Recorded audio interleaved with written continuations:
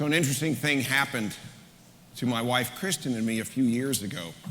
We had taken out our Kristen's mother, who was living at the time, from the assisted living center where she was staying in Brevard to a Brevard Music Center program, and thereafter for some shopping. And after we returned to my mother-in-law's residence, and as I was pulling her wheelchair out of the trunk of our car, a woman was heading to her car, which was right next to ours.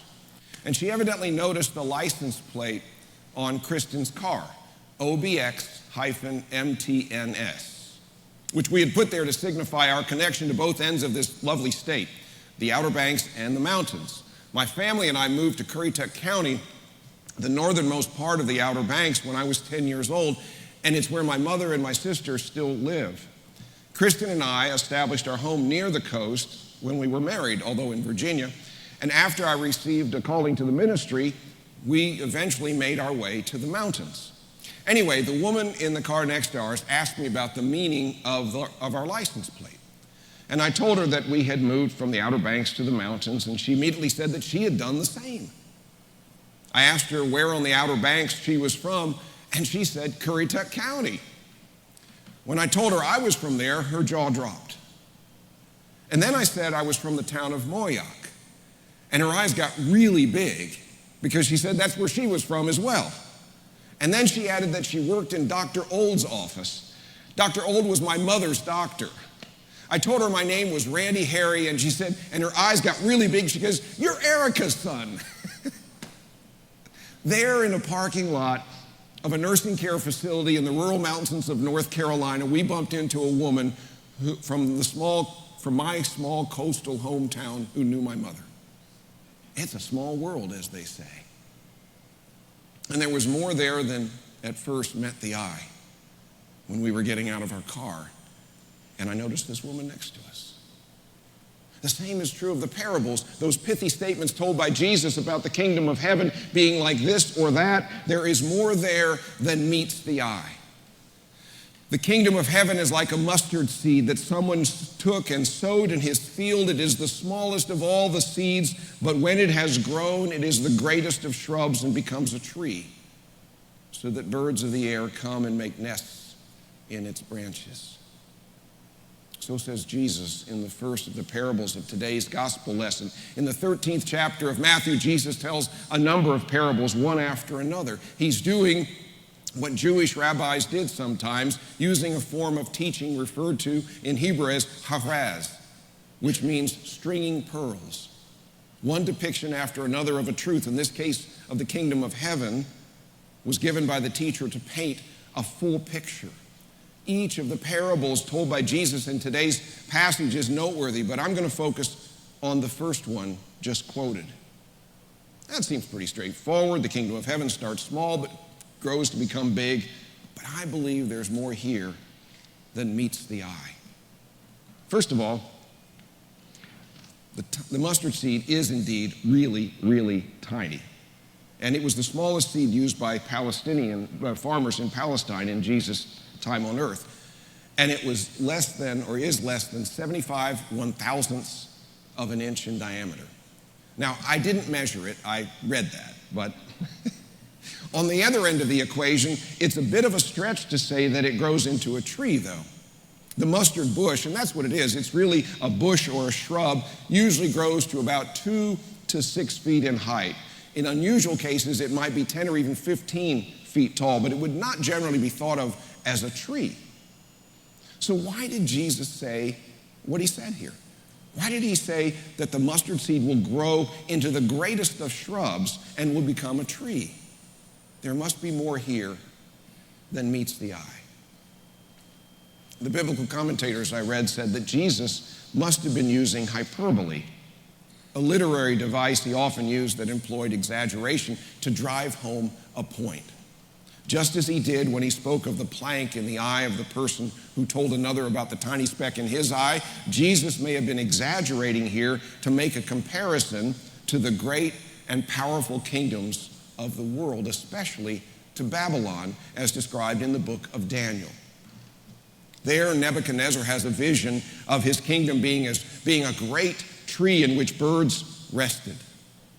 Scriptural imagery of a tree can symbolize kingship, and birds can represent oppressed persons who find protection in the safety of the kingdom.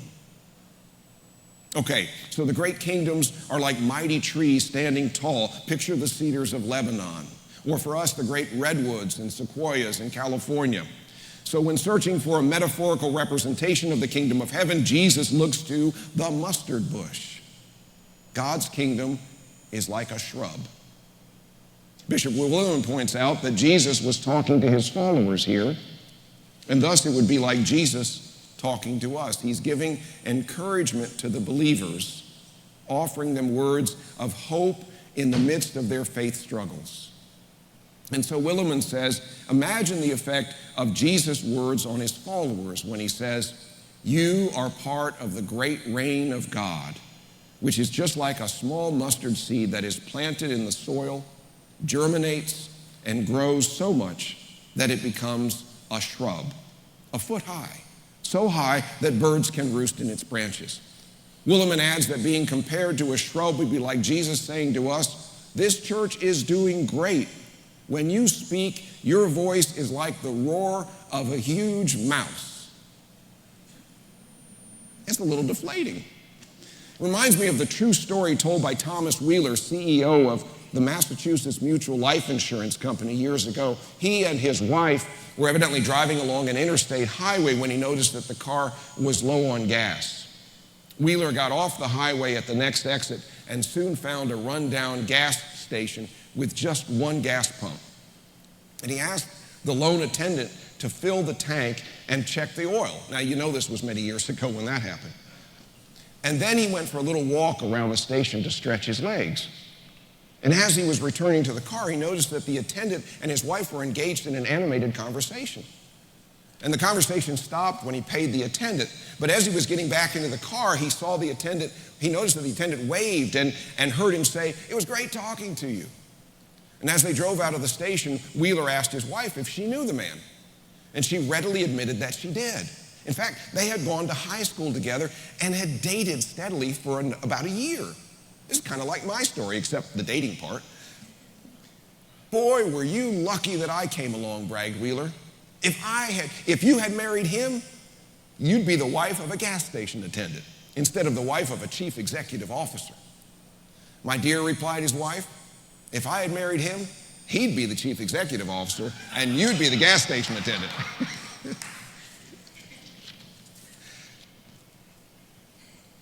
If Jesus were comparing the kingdom of heaven to a mustard bush, to a mere shrub, then there must be more here than meets the eye. There must be a deeper meaning than that we might overlook. And based on what I've read in various commentators, here's what I think it is. And the clue is in the person who told the parable. Jesus, though the Son of God, the King of Kings, governs not with the kind of force resorted to by most of the world's rulers. This king was born in humble circumstances to peasants, and he never lived in a royal grand palace. He ruled only with the force of love. He proclaimed himself gentle and humble in heart, and indeed he was. He came riding into the capital city of Jerusalem on a donkey rather than on a mighty horse. Such a king, therefore, might be more inclined to use as the symbol of his kingdom a garden bush rather than a mighty tree. It's not just because Jesus was humble, though, when he walked the earth, that the image of the mustard bush fits. It's appropriate because it accurately describes his kingdom and how it works. I'm hearing that this mic is a little off. I'm going to try to move it into a different place and see if that helps a little bit. We'll see. Does that make any difference? I'm not sure. We tend to look for big and flashy when we think of greatness, don't we? Modern celebrity athletes are a prime example, but it's true in other realms as well. What catches our attention are those persons and organizations who wow us with their grandeur or might. But the kingdom of heaven doesn't really work that way. God's kingdom works best on a small scale, more like a mustard bush than a mighty tree, than a towering tree. because it's the small and often seemingly inconsequential contributions of citizens of the kingdom of heaven that cause it to grow slowly, often inconspicuously over time, until one day, indeed, it expands to become a tree after all. The church, with a capital C, has done just that since the time of Jesus on earth. It started with a tiny group of 12 disciples and has grown to be the largest religion in the entire world. But it didn't look like much of a tree when it began, or for much of its history. It was a shrub at best, and one that struggled to find its place in the garden as others tried to uproot it. Over time, however, it grew stronger and bigger and even bigger. The church, with a capital C, has become what it is today because of the work of churches with a small c, and because of the individuals who make up those churches. So much of what Christians do may seem modest in terms of impact on the world, but it's the cumulative effect of those small acts of kindness and love that does change the world, that does grow the kingdom from a tiny mustard seed to a modest shrub and eventually to a great tree. What Jesus is letting us as his followers know is that that's how his kingdom grows, gradually. So that we ought not to be discouraged if things don't seem to measure up to the powers of the world. Just wait. Just wait, because eventually that shrub will expand into a tree that offers the protection to the birds of the air and thus hope for all who are downtrodden or suffering oppression. We just wrapped up Vacation Bible School a couple of weeks ago. And what we did for the children who attended may not seem life-changing in every circumstance. They may have been distracted by any number of things that draw the attention of little ones, but you never know. You never know what seeds may have been planted in their hearts that one day will germinate into full-blossomed faith. Every winter in the Mission Center downstairs, our church participates in the Room in the Inn, the ministry to homeless persons, providing them with overnight shelter. We offer a warm meal, an opportunity to bathe and wash clothes, and a bed to sleep in each Wednesday night from December through March. Other churches across the city of Charlotte do so as well in conjunction with Roof Above. This past winter, over 75 members of our church volunteered, and over 230 guests were welcomed into our building. As important as these actions are, however, perhaps equally or even more important is the warm hospitality shown by our church to these homeless guests. Our mission minister, Brandon Dirks, asked volunteers this year to answer a question: why do I volunteer? Here's Martha Carpenter's response. Why do I volunteer at Room in the Inn? The simple answer is that I feel needed. Needed by those who could use a warm meal and a safe place to sleep, and by those who don't have a job, transportation, adequate health care, or the support of family. I can't necessarily help with those problems, but I can give someone a kind word, a helping hand with laundry, a listening ear, a hug, or a prayer. Martha continues. One evening this past January, the Room in the Inn team was greeting our 14 guests when I noticed a young fellow walking slowly to the door with a walker. He shared that just 10 days earlier, he had undergone back surgery and that he was homeless, new to Charlotte, and he knew no one here. Later in the evening, he approached me and in his very quiet voice asked if I would help him fill out forms applying for disability. After spending the next 30 minutes working on it together, I realized that he could not read. At the end of the evening, when he thanked me, I knew that I was the one who had been blessed. These mustard seed acts of kindness help grow the kingdom of heaven on earth. And this is just one story among many of the members of this congregation taking part in Room in the Inn. Tiny seed after seed of love planted, growing God's kingdom in the hearts of the overnight guests who visit us, as well as in our own hearts. Maybe the change is gradual and imperceptible most days, but the kingdom of heaven is a slow-growing mustard bush, and over time it makes a difference in everyone involved in Room in the Inn, guests and volunteers. There are all kinds of other ways in which the kingdom of heaven grows here. From our efforts to help the people of Haiti for over 4 decades and counting, to feeding men at the Charlotte Rescue Mission by Sam Moran and his team, and women at Dove's Nest by Elaine and Tom Foster and others, to the Heart Math tutoring provided by 22 volunteers from our church this past year, to various ways we continue to support the students, teachers, and faculty at the Oakhurst Elementary School, to emergency assistance we provide through Crisis Assistance Ministry and directly, to the What's Next mentoring ministry, and many other ways. The kingdom of heaven grows and grows and grows, perhaps gradually most of the time, and without always being noticed, but it grows nonetheless. The bigness of God is often found in the small things, the tiny seeds of love planted in faith.